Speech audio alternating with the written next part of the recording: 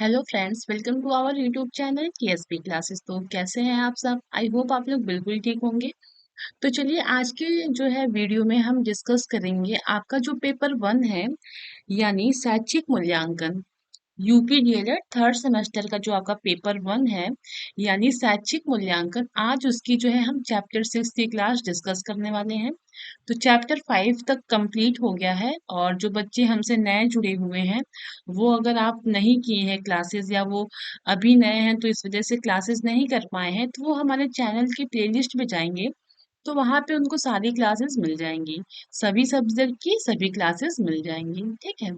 तो चलिए आज की क्लास में हम चैप्टर 6 डिस्कस करने वाले हैं। तो देखिएगा इसमें क्या है कि एक बात ध्यान रखिएगा, आपका जो शैक्षिक मूल्यांकन है ना, वो देखने में इजी है, लेकिन इसकी जो लैंग्वेज है वो बहुत टफ है।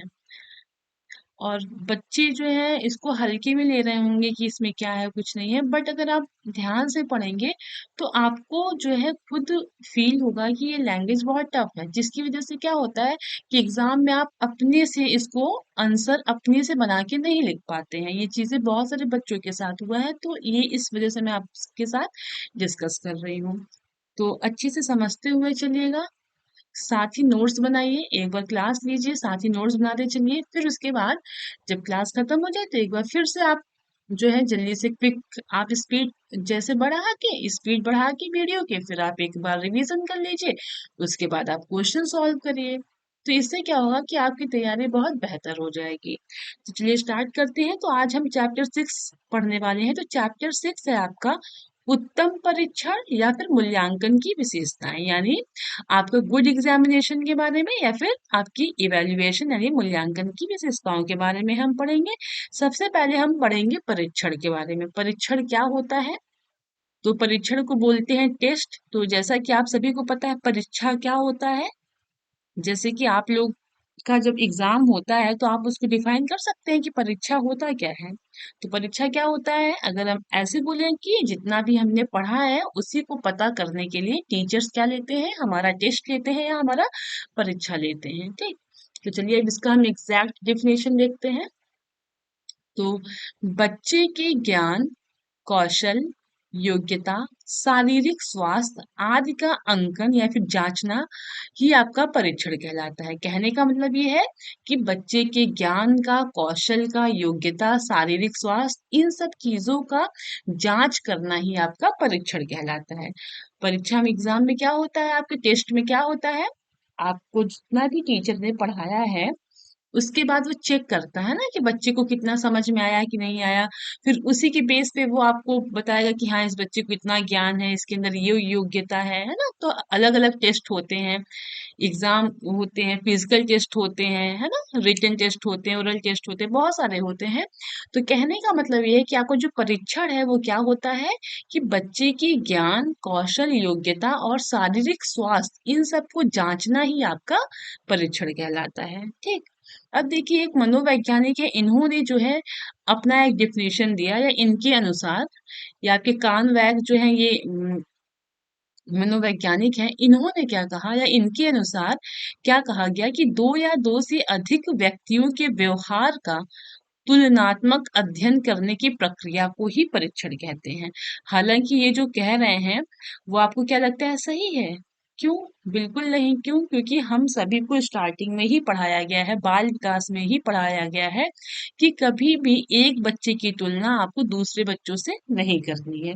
और इनका डेफिनेशन ये है कि दो या दो से अधिक व्यक्तियों के व्यवहार का तुलनात्मक अध्ययन करने की प्रक्रिया को परीक्षण कहते हैं। जब आपका टेस्ट होता है तो वहां पे क्या होता है कि टीचर्स खुद देखते हैं कि वहां पे आपको, वो ये देखते हैं, जब वो टेस्ट लेते हैं तो वो देखते हैं कि हाँ ये बच्चा जो है अच्छा पढ़ा है, इसलिए इसने अच्छे से पेपर दिए हैं। ये बच्चा पढ़ने में वीक है, ये स्ट्रांग है। वो उसमें तुलना तो करते हैं, बट ये तुलना बच्चों के सामने जाहिर नहीं होना देना चाहिए ना, उससे उनका बैड इफेक्ट पड़ता है, उनका मनोबल गिरता है। तो कान्वैक जी ने क्या कहा कि दो या दो से अधिक व्यक्तियों के व्यवहार का जो तुलनात्मक अध्ययन होता है ना, वही आपकी परीक्षण कहलाता है। ठीक। अब चलिए देखते हैं आपका जो परीक्षा है यानी जो टेस्ट है, उत्तम परीक्षा मतलब गुड टेस्ट, यानी जो टेस्ट है उसकी क्या क्या विशेषताएं होनी चाहिए। ठीक। तो पहला है आपका, अच्छे परीक्षण मानकीकृत व विश्वसनीय होते हैं, यानी जो आपके अच्छा परीक्षण है वो क्या हो, स्टैंडर्ड हो, उसका एक लेवल हो, यानी बच्चों के हिसाब का हो, जिस भी जिस मतलब की क्लास के बच्चों के लिए हो उसी प्रकार के क्वेश्चंस होने चाहिए। विश्वसनीय हो यानी बच्चे उस प्रश्नों को देखें, उस पर विश्वास करें कि हाँ ये हमारे ही क्लास के स्टैंडर्ड का है। ये नहीं कि बच्चा क्लास फोर्थ का है तो आप उसको सिक्स के क्वेश्चन उठा के दे दीजिए, तो बच्चे को क्या विश्वास होगा कि हाँ ये इस तरह का परीक्षा अच्छा परीक्षा है? तो बिल्कुल नहीं। तो वही कहा जा रहा है कि अच्छे परीक्षण मानकीकृत व विश्वसनीय होते हैं। ठीक। अगला है आपका, अच्छे परीक्षण वैध होते हैं, यानी अच्छे परीक्षण वैलिड होते हैं कि हाँ आपके सरल हैं, इजी हैं, फिर मॉडरेट है, फिर टफ है। कहने का मतलब ये है कि अच्छे परीक्षण वैध होते हैं। अगला है आपका, अच्छे परीक्षण में वस्तुनिष्ठता एवं व्यापकता का गुण पाया जाता है। कहने का मतलब ये है कि जो आपका टेस्ट है, अच्छा परीक्षण है, उसमें क्या होता है कि उसमें आपके ऑब्जेक्टिव क्वेश्चन भी आते हैं और व्यापकता यानी लघु उत्तरी या अति लघु, जिसमें हम व्यापक यानी बहुत ही व्यापकता क्या होता है कि फैला हुआ बोलते हैं, बट यहाँ पे कहने का मतलब ये है वस्तुनिष्ठता मतलब ऑब्जेक्टिव बस टिक करना होता है या एक वर्ड में लिखना होता है, और व्यापकता आपको मतलब कि थोड़ा विस्तार में लिखना होता है। तो वही कहा जा रहा है कि जो अच्छा परीक्षण है उसमें आपका वस्तुनिष्ठता एवं व्यापकता का गुण पाया जाता है। ठीक। अगला है आपका, अच्छे परीक्षण में विभेद शक्ति होती है, यानी कहने का मतलब ये है कि जो अच्छा परीक्षण है उसमें बच्चे जो है क्या कर सके, खुद विभेद कर सके, यानी कुछ खुद डिफरेंट कर सके, यानी खुद उसमें वो क्या कर सके कि विभिन्नता कर सके कि हाँ अच्छा इस प्रश्न का ये ऐसा प्रश्न है, ये वैसा प्रश्न है। ठीक। अगला है आपका, अच्छे परीक्षण में भाषा सुगमता होती है, यानी जो आपका परीक्षण है उसमें क्या होता है कि अच्छे परीक्षण में क्या होता है कि जो क्वेश्चंस दिए जा रहे हैं उसमें क्या होता है कि लैंग्वेज यानी भाषा जो होता है वो सरल हो, सुगमता हो। ऐसा नहीं कि आप जो है क्वेश्चन पूछ रहे हैं तो उसका लैंग्वेज इतना टफ कर दे कि बच्चों को समझ ही ना आ जाए, सॉरी समझ ही ना आए, है ना। तो वही कहने का मतलब ये है कि आपका जो अच्छे परीक्षण है उसकी भाषा क्या हो, इजी टू टफ हो, यानी सरल भी हो, आपका मीडियम भी हो, यानी कहने का मतलब ये है कि भाषा तो सरल हो बट क्वेश्चंस का जो लेवल है वो आपका इजी भी हो, टफ भी हो और थोड़ा मध्य में हो, है ना, मतलब सरल कठिन सब मिक्स हो। ये नहीं कि सिर्फ सरल सरल क्वेश्चन दे दिया तो सभी बच्चे कर लेंगे, तो फिर तो हम पता ही नहीं कर पाएंगे कि बच्चे का कितना बुद्धि का विकास हुआ है। कुछ उसमें टफ क्वेश्चन रहेंगे, कुछ उसमें मीडियम के क्वेश्चन रहेंगे, तो पता चलेगा ना कि हाँ बच्चा कैसे पढ़ रहा है। चलिए अब हम देखेंगे, हमने विशेषता पढ़ा, अब हम यहाँ पढ़ेंगे अच्छे परीक्षण की कसौटियाँ। कसौटियाँ को बोलते हैं गुण। ठीक। तो अच्छे परीक्षण की क्या क्या कसौटियाँ है उसको हम देखते चलते हैं। तो एक अच्छे परीक्षण को दो प्रकार की कसौटियों पर जांचा जा सकता है, यानी जो आपका एक अच्छा परीक्षण है उसको दो प्रकार से जांचा जा सकता है। पहला है आपका उत्तम परीक्षण की व्यवहारिक कसौटियां, और दूसरा है आपका उत्तम परीक्षण की तकनीकी कसौटियां, यानी दो तरीके से हम जो है आपकी उत्तम परीक्षण को जांच सकते हैं। पहला कौन सा है आपका व्यवहारिक, और दूसरा है आपका तकनीकी। ठीक। ये है, अब हम वन बाय वन इसको अच्छे से डिस्कस करेंगे। तो पहला आपका जो व्यवहारिक कसौटियां है उसमें देखते हैं। तो पहला है उद्देश्य पूर्णता, यानी जो आपका उत्तम परीक्षा है वो उसका कुछ न कुछ उद्देश्य होना चाहिए, है ना। ठीक। और दूसरा है आपका व्यापकता, यानी कि उसमें क्या हो कि ऐसा नहीं कि आप सिर्फ ऑब्जेक्टिव ही क्वेश्चन दे दें, ऐसा बिल्कुल नहीं, उसमें ऑब्जेक्टिव के साथ साथ क्या हो व्यापकता भी हो, यानी डिटेल वाले भी क्वेश्चन हो। उससे क्या होगा कि पता चलेगा कि बच्चे की कितनी बुद्धि की विकास हुई है ना। तीसरा है आपका समय एवं कीमत। अब देखिए जब आप बच्चों का परीक्षा ले रहे हैं, टेस्ट ले रहे हैं, तो उसके लिए आपका क्या हो, समय भी फिक्स हो। ठीक। कीमत, जैसे कि मान लीजिए स्कूल में जो टेस्ट होता है उसके लिए तो फीस नहीं लेते हैं अलग से, बट अगर आप किसी कॉम्पिटिटिव एग्जाम की तैयारी करते हैं तो आप टेस्ट सीरीज खरीदते हैं, तो उसका क्या होता है, कुछ ना कुछ कॉस्ट होता है, कुछ ना कुछ कीमत होता है। तो वही कहा जा रहा है कि समय और कीमत को भी ध्यान में रखना चाहिए। ठीक। सुगमता, अब देखिए सुगमता यानी बच्चों के लिए क्या हो, सुगमता हो, यानी हेल्प हो, कि उनको अच्छे से क्या हो कि आपकी कॉपी अवेलेबल कराई जाए, है ना, चीजें टाइम अच्छे से दिया जाए। ठीक है, अब सुगमता में तीन चीजें आ जाता है, तो देखिए क्या क्या है। पहला है आपका प्रशासन की सुगमता, यानी अगर बच्चा एग्जाम हॉल में बैठा है तो ये नहीं कि हाँ आपको सभी बच्चे आए ऑफिस से पेपर ले जाएं, फिर वो अपना लिखने के लिए जो कॉपी रहता है वो ले जाएं, है ना, फिर उनको बी कॉपी लेना है तो फिर आपके ऑफिस में आए, तो ऐसा बिल्कुल नहीं। प्रशासन की सुगमता होनी चाहिए, यानी हर एक क्लास में टीचर्स अवेलेबल हो और वहां पे वो उनकी शीट पे ही कॉपी और आपका क्वेश्चन पेपर वहां पे उनको अवेलेबल कराए। ये आपका प्रशासन की सुगमता हो गया। दूसरा है आपका फलांकन की सुगमता, यानी रिजल्ट्स की।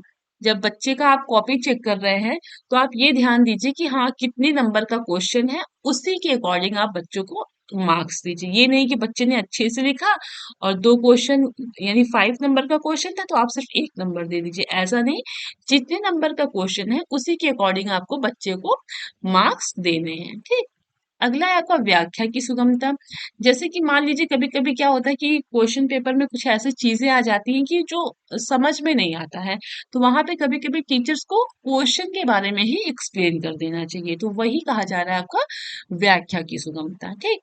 तो हमने अच्छे परीक्षण की दो चीजें पढ़ना है, यानी सॉरी, अच्छे परीक्षण की दो कसौटियों के बारे में हम सॉरी, देखिएगा। अच- उत्तम परीक्षण के बारे में हमने दो कसौटियों के बारे में पढ़ा। पहला है आपका व्यवहारिक, दूसरा है आपका तकनीकी। तो व्यवहारिक में हमने क्या क्या पढ़ा, आपका उद्देश्य पूर्णता हो, है ना, व्यापकता हो, समय और कीमत हो और सुगमता। तो ये हमने पढ़ा। अब हम पढ़ते हैं दूसरा आपका तकनीकी कसौटियों के बारे में। तो तकनीकी कसौटियां पहले में क्या है आपका वैधता, यानी वैलिड हो, जो भी क्वेश्चन हो आपका वैलिड हो, वैध हो, यानी जिस भी लेवल का है उसी के अकॉर्डिंग क्वेश्चन पूछे जाए। अगला है आपका विश्वसनीयता, यानी बच्चे क्या हो उस पे बिलीव करे कि हाँ ये क्वेश्चन हमारे ही सिलेबस का है, या ऐसे क्वेश्चन हो कि आउट ऑफ सिलेबस ना हो, है ना, नहीं तो फिर बच्चे तो बिलीव ही नहीं करेंगे कि अरे इस तरह का क्वेश्चन पेपर आता है कि आउट ऑफ सिलेबस पेपर हमेशा आता है। तो ऐसा नहीं है, ऐसा आपको क्वेश्चन पेपर या ऐसा टेस्ट लेना है कि जिससे बच्चे विश्वास कर सके। ठीक। वस्तुनिष्ठता, यानी उसमें क्या हो ऑब्जेक्टिव क्वेश्चन हो। विभेदन शक्ति, यानी क्या हो आपका उसमें बच्चे क्या कर पाए, डिफरेंस कर पाए। ठीक। अगला है लास्ट आपका मानक, यानी एक स्टैंडर्ड होना चाहिए। अब स्टैंडर्ड कैसे, आयु, यानी जिस भी आयु का वो बच्चा है, यानी जिस भी एज का है, जिस भी क्लास का है, ठीक, उसके अकॉर्डिंग आपका क्वेश्चन पेपर यानी टेस्ट उनको लेना है। अगला है आपका श्रेणी मानक। अब श्रेणी मानक क्या है, जैसे कि मान लीजिए बहुत सारे, अब श्रेणी जैसे ग्रेड ए मिलता है, ग्रेड बी मिलता है ना, सी मिलता है। तो आजकल क्या होता है कि बहुत सारे स्कूलों में ये देखा गया है कि आपका ऐसे section A section B class करके बना होता है, तो उसमें क्या होता है, सेक्शन ए में जो सबसे अच्छे बच्चे हैं उनको रखा जाता है, फिर बी में सामान, और फिर सी सेक्शन में क्या होता है कि जो सबसे गधे हैं बच्चे, या सॉरी जो सबसे मंद बुद्धि वाले बच्चे हैं उनको रखा जाता है।